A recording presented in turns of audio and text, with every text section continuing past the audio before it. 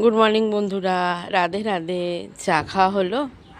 আমার আজকে অনেকক্ষণ চা খাওয়া হয়ে গেছে। কাল রাতে ডান পাটায় কী হয়েছে জানি না, টান ধরেছে না কি হয়েছে, পায়ের পাতাটা পেরে আমি একদম হাঁটতে পারছি না। চাটা খেয়ে ছাদে চলে এসেছি। আজও দিতে হবে না গাছে জল, কারণ গাছের মাটিগুলো পুরো ভেজা।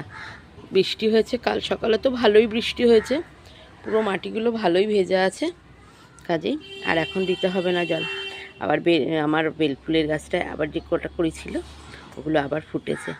আর সব গাছের পাতাগুলো তো যেহেতু বর্ষার জল পেয়েছে, তোমাদের রোজই বলি বর্ষার জলে যেন আরও বেশি তরতাজা হয়ে গেছে। গাঁদা ফুলের গাছগুলো বড় হয়ে গেছে, দেখো তোমাদের একটুখানি দেখাই। বেলফুলের গাছটায় বেলফুলগুলো ফুটেছে, দেখো। গাঁদা ফুলের গাছটা ঝড়ের মধ্যে পড়ে গেছে, ওটাকে এখন ঠিক করে দেবো। সমস্ত গাছগুলোই বড় হয়ে গেছে। আর এখানে যে আমার লিলি ফুলের গাছটা ছিল না, এই যে বলছিলাম ফুটবে, এই দেখো, দেখেছো ফুটেছে, কিন্তু ডালটা না ঝড়ে একদম বেঁকে গেছে। এর মধ্যে কড়ি ছিল, দেখো কি সুন্দর ফুল ফুটেছে, দেখেছো? এই দেখো দুটো এখনও কড়ি আছে, তাই জন্য এটা এখানটায় হেলান দিয়ে রেখেছি। কি করা যাবে বলো, ঝড়ের সঙ্গে তার আমরা পারবো না। একদম এই জায়গাটা দিয়ে দেখো মোটকে গেছে, নাহলে সোজা হয়ে কি সুন্দর ফুটতো। একসঙ্গে দুটো এখানে আরও কড়ি আসছে।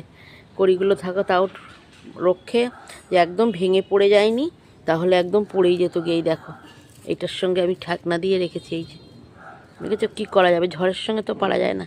কি ভাল লাগে আমার এই ফুলগুলো, খুব সুন্দর তরতাজা হয়ে সব ফুলগুলো ফুটেছে। আর এই দেখো, বুঝেছো, এইখানেও একটা গাঁদা ফুলের গাছ বললাম না। আর এই যে আমার থানকুনি পাতা, থানকুনি পাতার একটুখানি শিকড় থাকলেই থানকুনি পাতা ভরে যায়। থানকুনি পাতাগুলো হয়ে আছে। আর তোমাদের চা খাওয়া হলো? আমার তো আজকে অনেকক্ষণ চা খাওয়া হয়ে গেছে। তো আমি চাটা খেয়ে ভাবলাম যাই তোমাদের সঙ্গে একটু ভিডিও। এই দুদিন ধরে বৃষ্টিতে জামা কাপড় ঠিকভাবে সোজা আছে না, জামা কাপড়গুলোও ভিজা রয়েছে, একটু জামা কাপড়গুলোও মেলে দেবো। তা তোমরা সকাল সকাল যারা কাজে কমে যাও তাদের তো বেরিয়েই পড়েছো, যারা যাওনি তারা বেরোবে, যারা স্কুল কলেজ যাওয়ার জন্য যাও তারা রেডি হচ্ছ। আর আমাদের মতন যারা মা কাকিমা জেঠিমা দিদিরা আমার বয়সী যারা, তারা তো একদম কোমর বেঁধে লেগে পড়েছো সকাল হতেই রান্নাবান্না করে দেওয়ার জন্য। কেন, তাদের সেবায় আমাদের সর্বসময় হাজির হয়ে থাকতে হয়।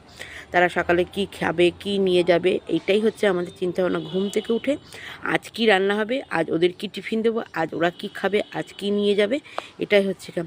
আমার মতন যারা আছে, অনেকে আছে তারা বাইরের কাজে বেরো, তাদেরও এই চিন্তাভাবনাটা করে তবে তাদের বেরোতে হয়। তাদের শুধু ওই বাইরের কাজ নিয়ে বসে থাকলেই হয় না, তাদেরও বাড়ির সমস্ত চিন্তা ভাবনা মিটিয়ে সব কিছু গুছিয়ে তবে বেরোতে হয়। আমাদের জীবন লাইফটাই এরকম, যে তাদের সেবায় আমরা নিযুক্ত, কিন্তু তাও আমরা তাদের কাছে কোনোদিনও ভালো হতে পারি।